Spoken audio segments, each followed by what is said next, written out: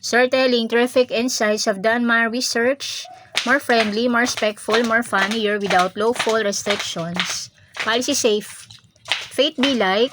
Some people believing in fate, others believe in hard work, and many believe it's a little of both.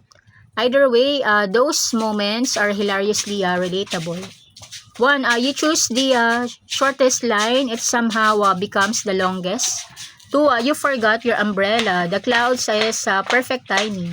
Three, you clean your room, suddenly everyone wants to visit. Four, you bring a jacket, it's sunny all day. Five, you don't bring a jacket, a chilly breeze appears out of nowhere. Six, you finally leave the house, that's when an important delivery arrives. 7, you charge your phone to 100%. You barely use it all day. 8, you forgot to charge it. Every important message arrives at once. 9, you practice for hours. The real challenge is completely different. 10, you study the wrong topic. Surprise, different questions today.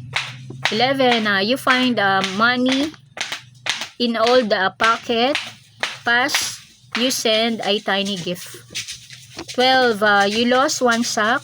The washing machine keeps its mystery alive. 13, you say, I'll be quick. 3 hours disappear. 14, your to-do list has other ideas. You plan to relax. 15, you wake up before the alarm. The alarm still rings anyway. 16, you buy a new gadgets. A newer version is announced the next day. 17, you finally remember a song. Now it's stuck in your head. 18, you organize everything. You cannot find the one thing you need.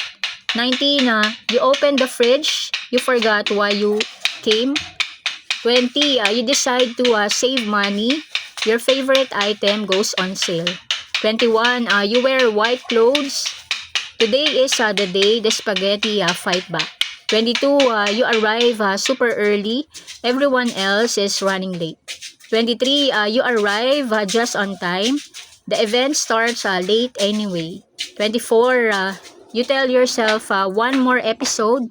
The sun starts rising. 25, you finally fix something. Something else asks for attention. 26, you learn from a mistake. Next time feels much easier. 27, you help someone. Kindness often finally finds its way back. 28, you keep trying after setbacks. Progress shows up little by little. 29, you stay positive. Even difficult days become easier to handle. 30, you never give up. Whether it's faith or determination, persistence opens new doors. Whether you believe in fate, luck, or making your own path, one thing is always helpful. Keep learning, keep smiling, keep moving forward. Sometimes the best surprise happens when you least expect them. Kindly like, share, subscribe. Gracias.